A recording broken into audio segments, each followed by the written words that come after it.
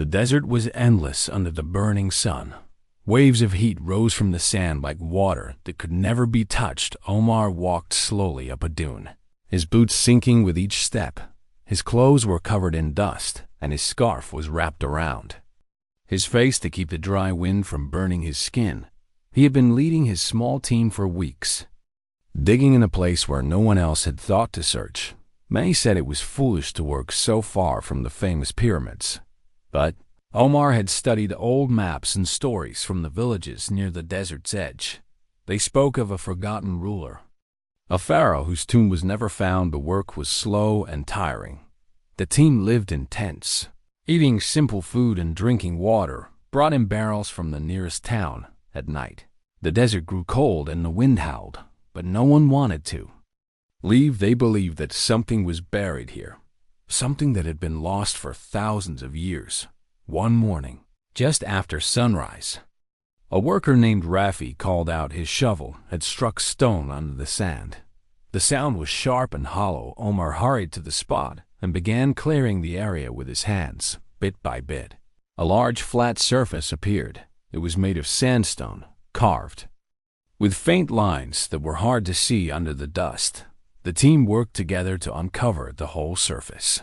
Soon, they saw that it was not just a stone, but a sealed slab with strange marks. Omar called for water to wash the dust away. As the mud slid off, the carvings became clear.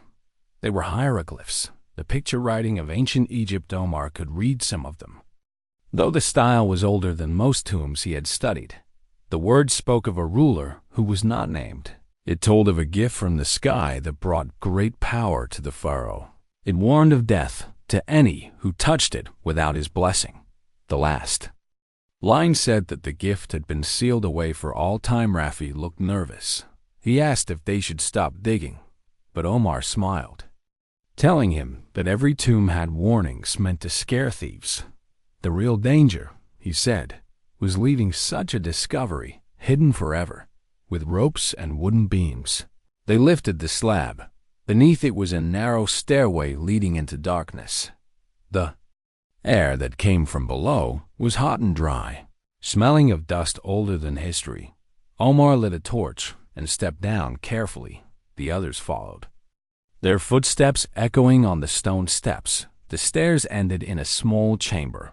Its walls were smooth, covered in faded paintings of the pharaoh standing under a sky full of stars. In his hands, he held a golden mask that seemed to shine even in the painted image. At the center of the room stood a low stone table. On it lay objects that seemed untouched by time. There was a mask made of pure gold, its surface so bright it almost glowed in the torchlight. Beside it were several bars of gold, each marked with strange symbols that did not look Egyptian. They were long and smooth, and even from a distance, Omar could see they were not shaped like normal treasure. The air around them felt warmer than the rest of the room, as if the gold itself gave off heat. Omar reached out with his gloved hand and picked up the mask. It was heavier than he expected, and the metal felt alive, like it had a slow beating heart. He frowned, thinking it was only his tired mind playing tricks. The workers gathered around, their eyes wide with wonder. The older men whispered that this was the burial mask of the forgotten pharaoh. Others spoke quietly, saying the gold looked too perfect, as if it had been made yesterday. Omar felt a strange excitement growing in his chest. He had found something no one else in history had seen for thousands of years.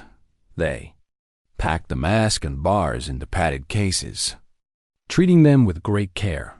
Outside, the sun was high, and the wind blew hot sand across their faces.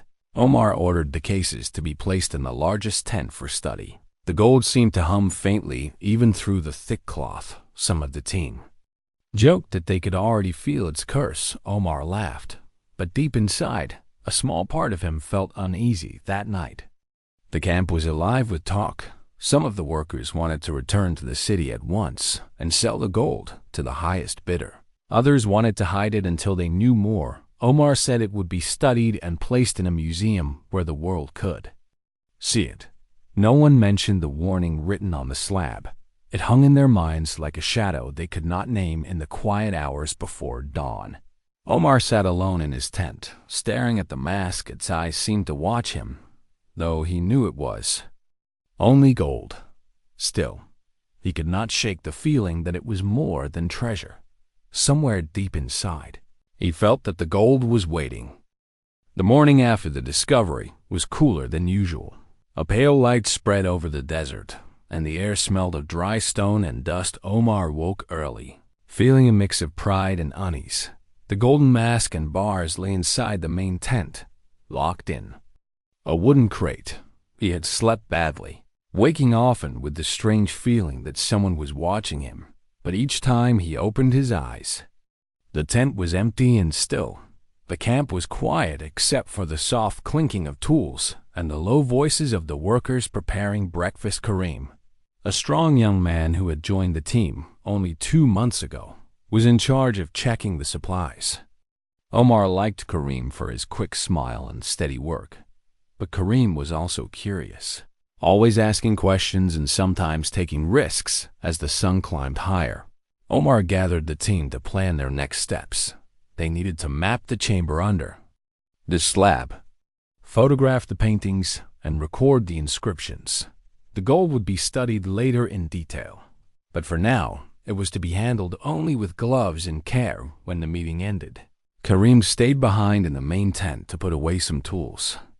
Golden crate stood in the corner, the soft morning light falling across it. Karim glanced around, making sure no one was near. Then he opened the crate and reached inside. The moment his fingers touched one of the gold bars, he felt a strange warmth. It was not the warmth of the sun or a fire. It was deeper, almost alive, and it seemed to move. Threw his hand into his arm. Karim stared at the metal in wonder. It was smooth beyond anything he had ever felt, and its color was richer than any gold he had seen in the markets. He lifted it slowly, surprised by its weight. For a moment, he imagined what it would be like to own even a single bar. He could build a house, take care of his family, and never work in the desert again. But the thought faded as the warmth grew stronger.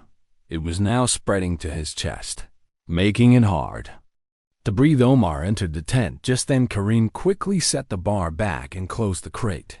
Smiling as if nothing had happened, Omar did not notice anything wrong at first.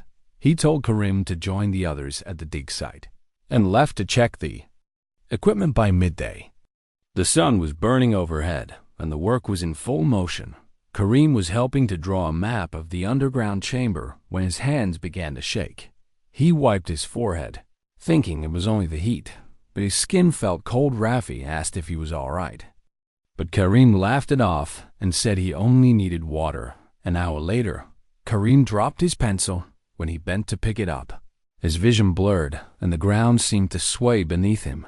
He stood up slowly, but his legs felt heavy. Omar noticed him leaning against a wall and walked over. Karim's lips were pale and his breathing was uneven. Golden lines, thin and glowing faintly, were visible beneath the skin on his hands and arms. They looked like veins, but they were metallic and seemed to shift with the sunlight. Omar stared in shock. He had never seen anything like it. Within minutes, Karim collapsed. The workers rushed to lift him, but his body was stiff and unresponsive. His eyes were half open, and a faint golden shimmer covered them. No one could hear his heartbeat. Rafi stepped back, whispering that the curse was real. Omar told him to be quiet, though his own voice was shaking. They carried Karim to a shaded tent and tried to cool him with wet cloths, but nothing changed. The golden lines slowly spread across his neck and chest, as if the metal inside him was growing. After a few hours, Karim's skin turned pale as stone. His body lay still, and the golden glow dimmed until it was gone. He was dead. Silence hung over the camp. No one spoke for a long time. When night fell, Omar sat alone near the fire, replaying the day in his mind. The golden lines haunted him. He thought about the warning carved into the stone slab: a gift from the sky that brings life to the Pharaoh and death to the unworthy. The next morning, Omar locked the crate, and ordered that no one was to touch the gold. Without gloves, he told the team Karim's death was due to heat and exhaustion. But he could see they did not believe him. The workers avoided the main tent, and some even crossed themselves when walking past it. Rafi whispered to another worker that the gold had taken Karim's life, and that it would take more if they stayed that night. Omar dreamed again of the mask. This time, it was no longer lying still on the stone table. It was floating in darkness, and the eyes were glowing like twin suns. A deep voice spoke words he could not understand, but the tone was heavy with command. When he woke, his hands were shaking, and the memory of Karim's pale face and golden veins would not leave him. Omar knew the find was more dangerous than he had imagined, but he also knew they could not turn back now. The gold was unlike anything on Earth, and if they could understand it, they might unlock secrets lost for thousands of years. Still, a thought kept returning to his mind. If the Pharaoh's gold had killed once, it could kill again. 3 days after Karim's death, the desert was quieter than usual.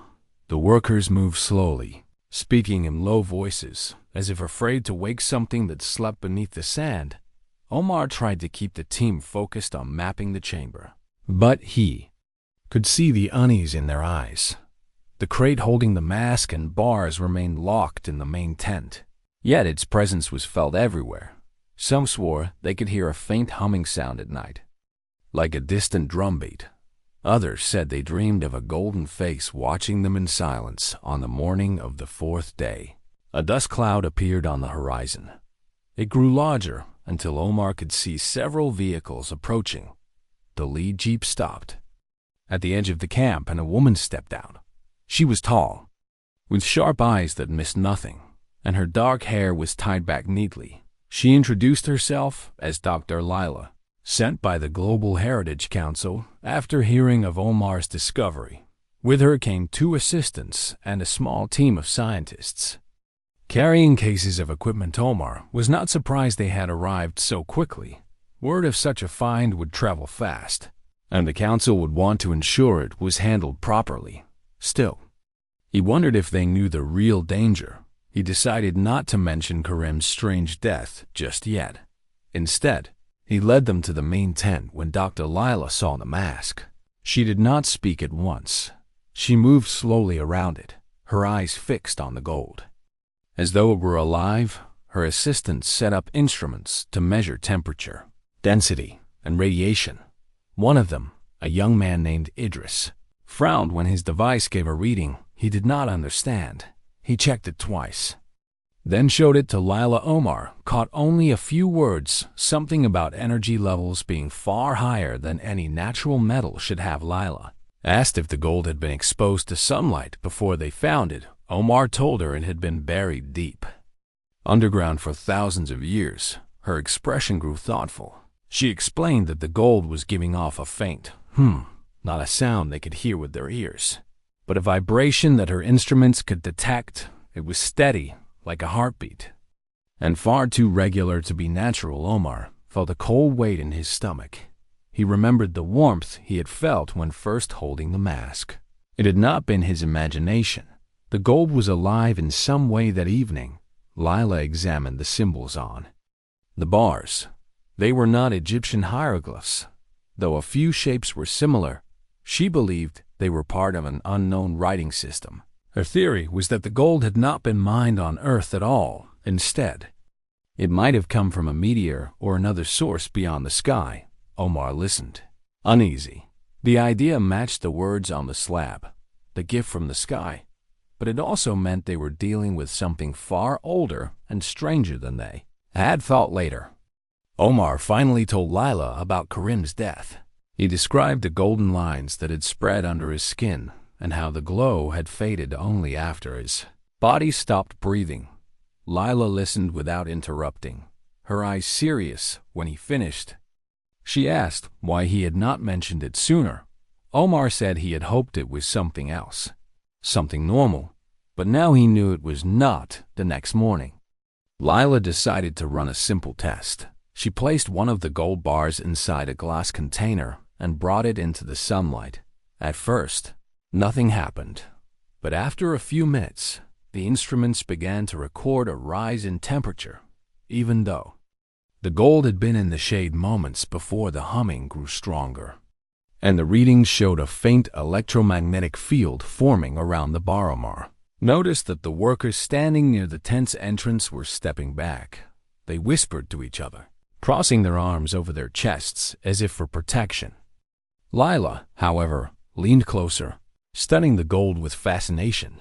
She said the metal contained trace elements unknown to human science. It was as if it had been forged from materials found only in the depths of space. That afternoon, Omar and Lila examined the wall paintings again.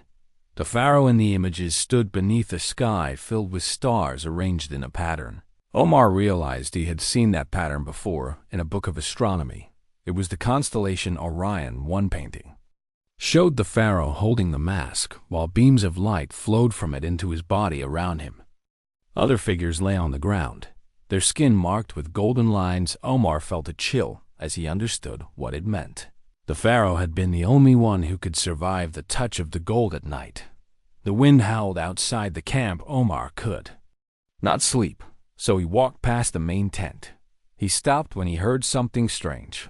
It was faint but clear, a rhythm, steady and deep, like the slow beat of a drum far below the ground.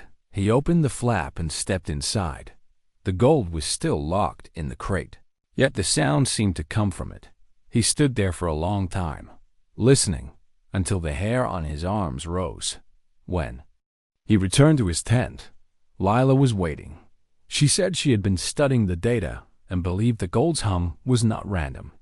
It was a signal, a pattern of pulses that repeated every few minutes.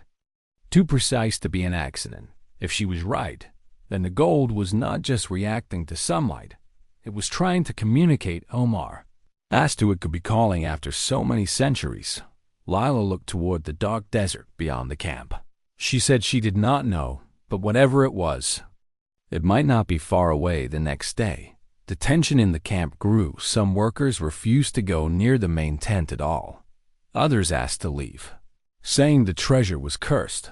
Omar tried to keep them calm, but he felt the same unease growing in himself. If the gold truly came from beyond Earth, then the warning on the slab had been more than superstition. It had been the truth, and somewhere in the heat and silence of the desert, Omar felt certain that the thing which had once given the pharaoh his power was waking again. The next morning began like any other. The sun climbed slowly over the dunes, casting long shadows across the sand. The air was still cool, but Omar felt a heaviness in the camp, as if everyone was holding their breath. He noticed that several workers were not at breakfast. Rafi told him they were keeping away from the main tent because they had heard the humming grow louder during the night inside the main tent. Pia, Lila, and her assistants were studying the gold under controlled conditions. The mask rested on a table surrounded by instruments, while one of the bars sat inside a clear protective case. Lila was writing notes when a guard entered to deliver some water. The man, named Hamid, had been with the team for only a short time and was not aware of all the warnings.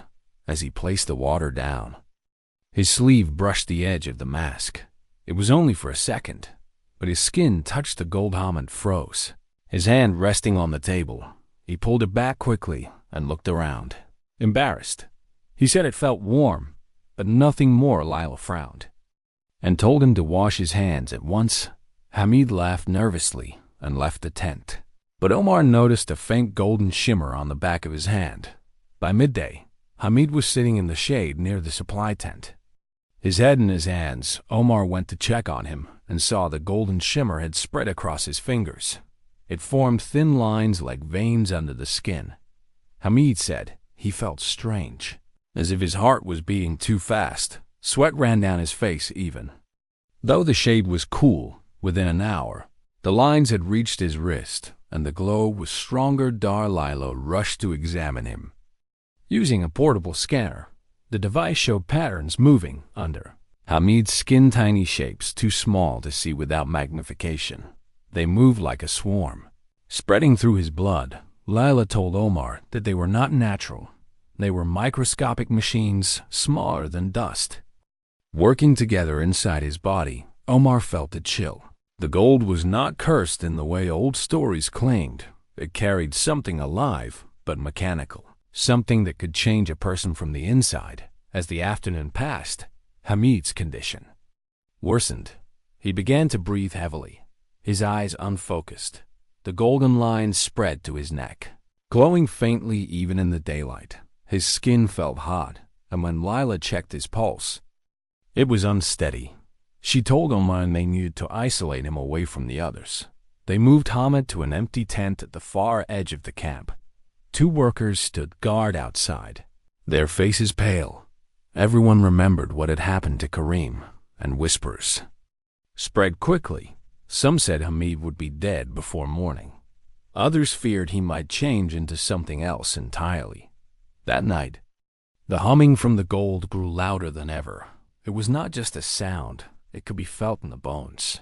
A steady rhythm like the beating of a giant heart.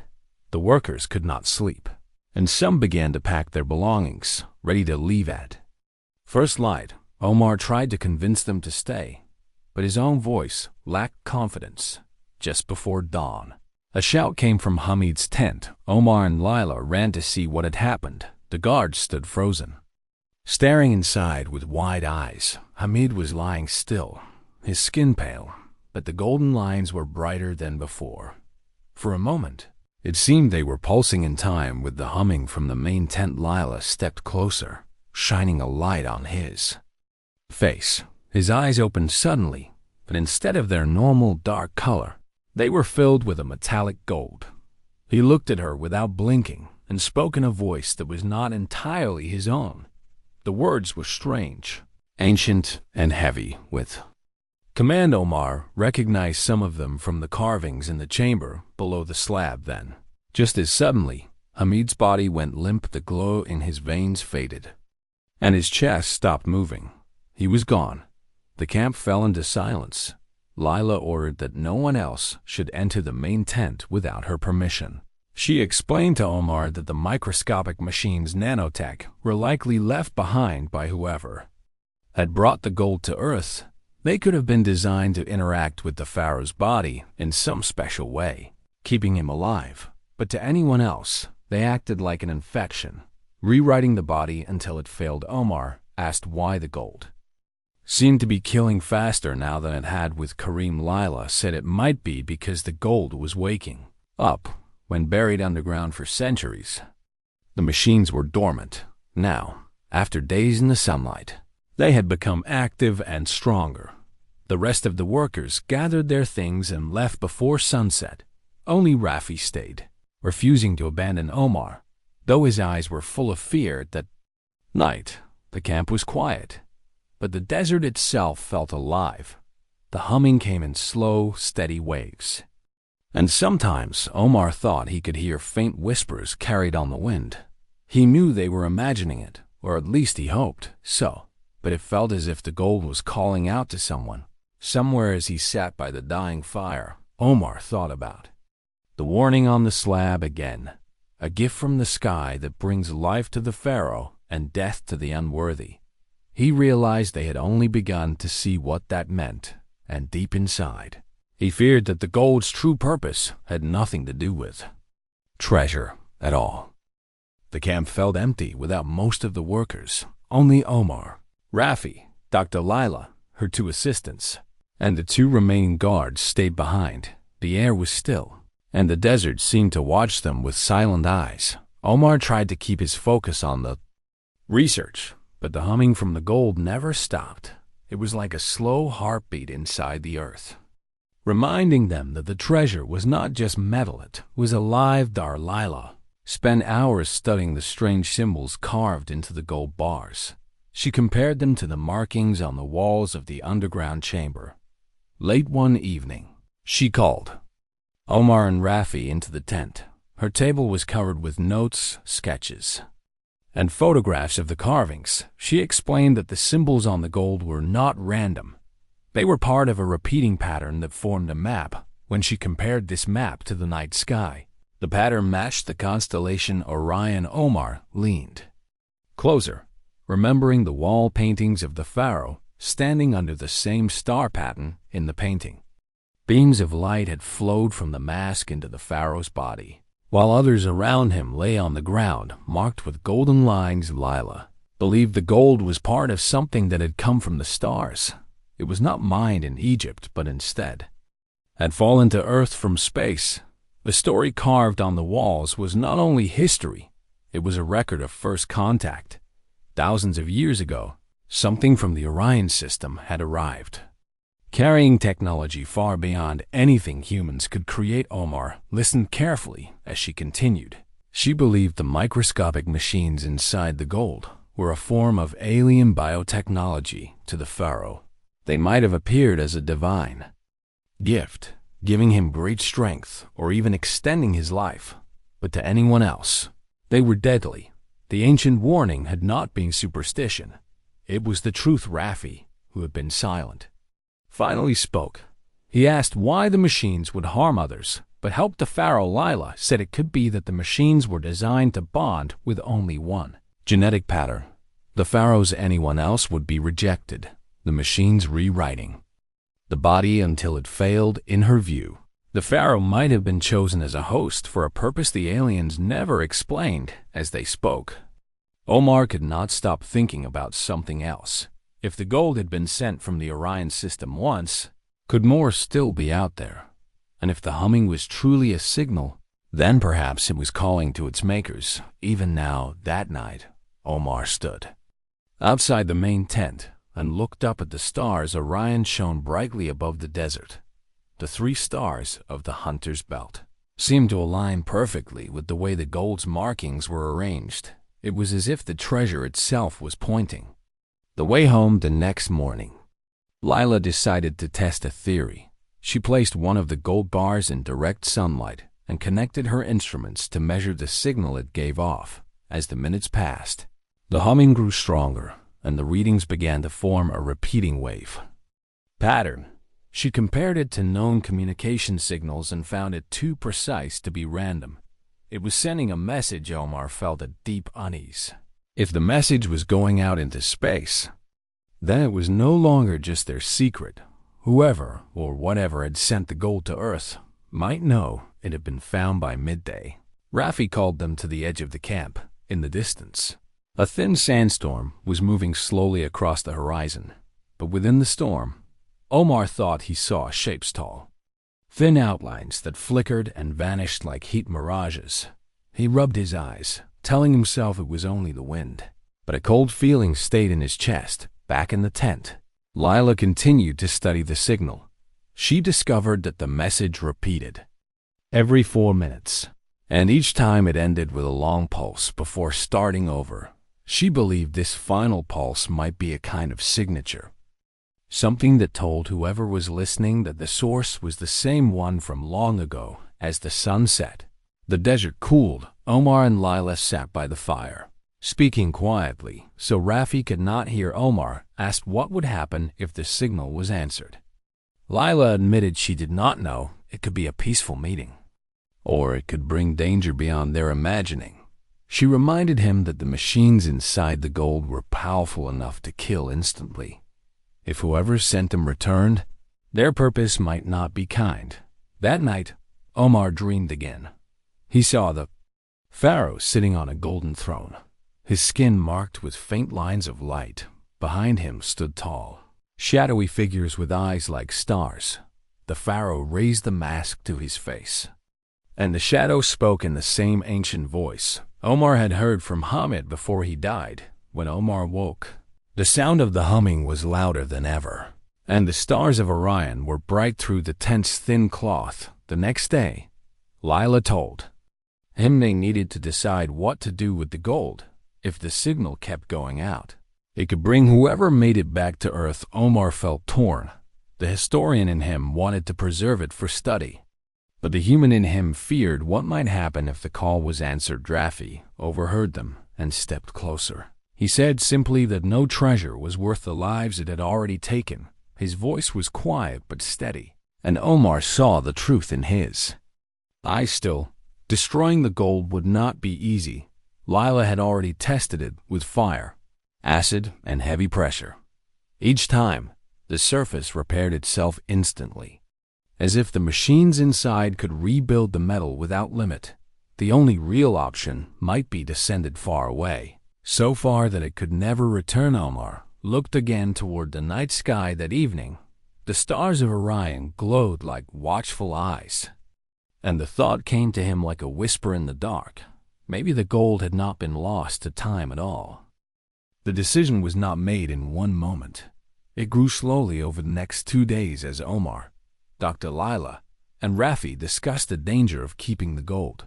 The humming never stopped, and the pattern in the signal had become faster, as if the gold was answering someone or receiving instructions. It was no longer a question of if the signal would be noticed, but when Lila suggested a bold plan, they would send the gold far away from Earth, into the sun itself. There, its strange machines would be burned, until nothing remained. The government had a space research facility 200 kilometers from the desert camp.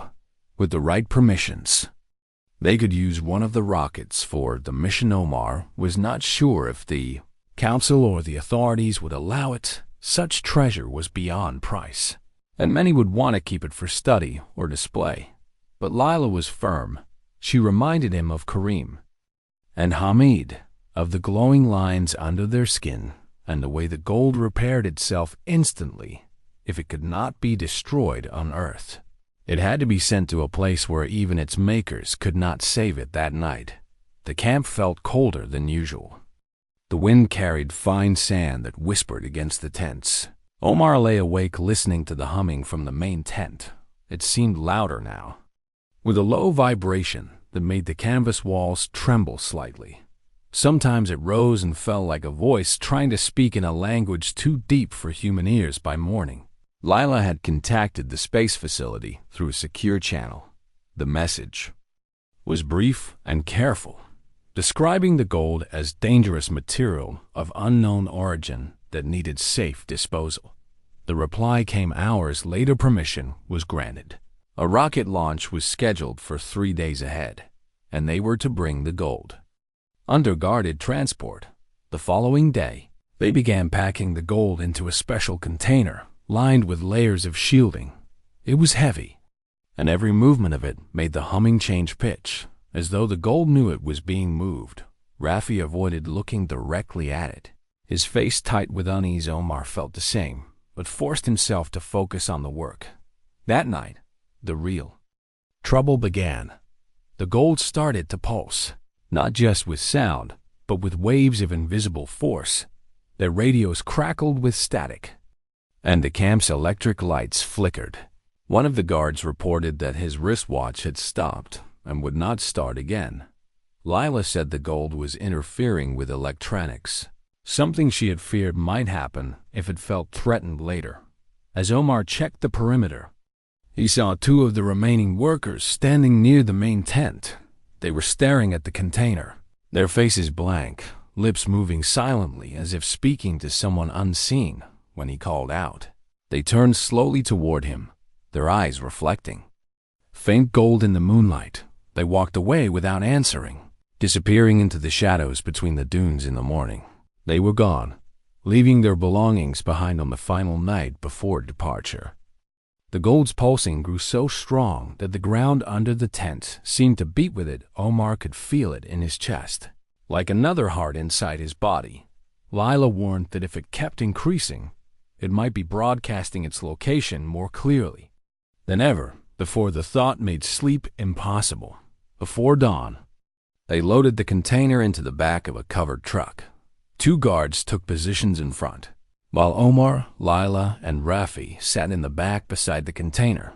The road to the facility was long and rough, passing over open desert and narrow rocky paths. At first, the journey was silent except for the hum of the engine and the constant faint vibration coming from the gold. But as the sun rose higher, the gold began to change again. The container trembled slightly, and the pulsing grew in strength. The truck's dashboard lights flickered, and the radio filled with a low tone that rose and fell like a chant. The driver shouted that the steering was becoming heavy. As if something was pulling against the vehicle, Lila ordered them to keep going no matter what happened. Omar tightened his grip on the container straps. Feeling the faint warmth seep through the metal layers, he imagined the microscopic machines inside moving faster, preparing to break free hours later. They finally reached the facility. The launch pad stood tall in the distance, with a white rocket gleaming in the sunlight. Technicians in protective suits were waiting, and the truck was driven straight to the loading area. The gold was transferred into the launch capsule, locked in place deep inside its storage compartment. As the countdown began, the gold's pulsing became a steady, almost angry rhythm. The technicians reported strange interference with their systems, forcing them to switch to backup controls. For a moment, Omar feared the launch would be canceled. But the team worked quickly to stabilize everything. When the rocket engines roared to life, the ground shook. Omar watched as the rocket rose, flames spilling beneath it.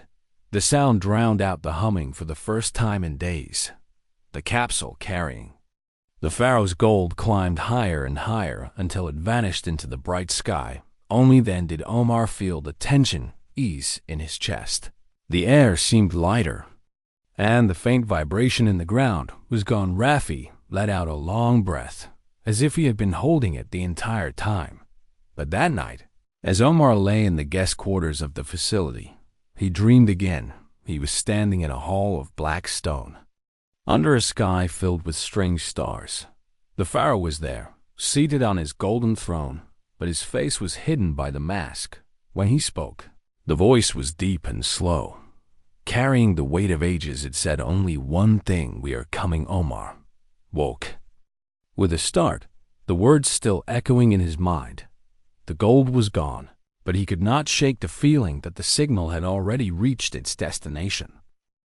The rocket carrying the Pharaoh's gold was already far from Earth. From the space facility, Omar and Dr. Lila watched the progress on the large screen in the control room. The image showed the capsule drifting in the blackness of space, with the sun a bright distant flame ahead.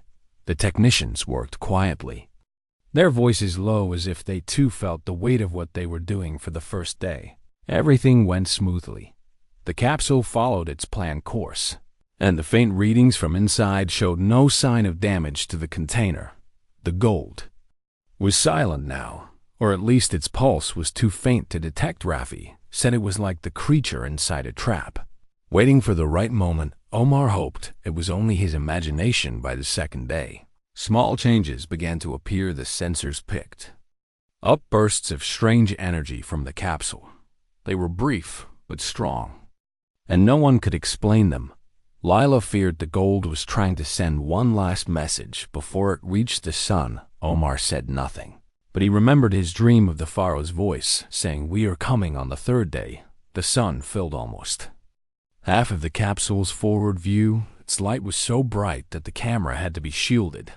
The heat readings rose, but the container inside was built to last until the final moment. The plan was simple. Once the capsule entered the sun's outer layer, the gold would be burned into nothing. But just as the capsule neared the drop point, the unexpected happened. The video feed flickered, and the sound system filled with a low, deep tone. It was not static, it was a pattern, rising and falling like breathing. The technicians tried to block the signal, but the tone only grew louder. Then the main screen went black for a moment before showing something impossible. It was not the capsule camera view anymore. It was an image of a vast hall made of gold and black stone.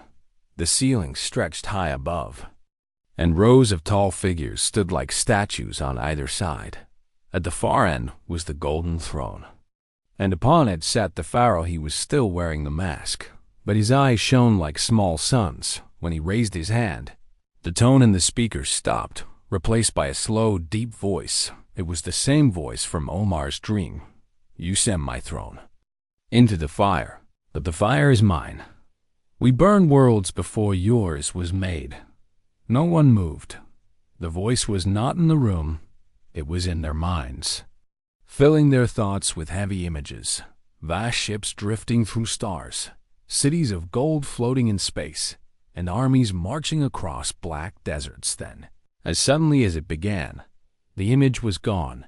The screen showed the capsule once more, now entering the sun's blazing edge. Its metal walls began to glow, then twist and melt. The container holding the gold burned bright white, and for a moment, the sensors read a burst of energy so strong it nearly overloaded the system, and then there was nothing. The capsule vanished into the sun, leaving only the deep orange glare of the surface. Silence filled the control room. The technicians looked at each other, unsure if what they saw had been real. One of them whispered that maybe it had been a hallucination caused by the gold signal. Lila said nothing, her face pale, but her eyes sharp. Omar stared at the empty screen, his mind still heavy with the voices' words. In the days that followed, the facility returned to normal work. The official report said the gold was destroyed completely and no longer posed any danger. The strange signal during the final moments was noted but dismissed as interference. Omar, however, could not dismiss it. At night, he still dreamed of the Golden Hall. Sometimes the Pharaoh was seated as before, silent and still. Other times he was walking through vast corridors, speaking to figures whose shapes were hidden in shadows. Once, Omar dreamed of a giant ship moving slowly toward a blue planet, and he knew without doubt it was Earth. Weeks later, Omar visited the desert camp one last time. The wind moved the sand over the old digging sites, erasing the traces of their work. He stood where the main tent had been and looked toward the horizon.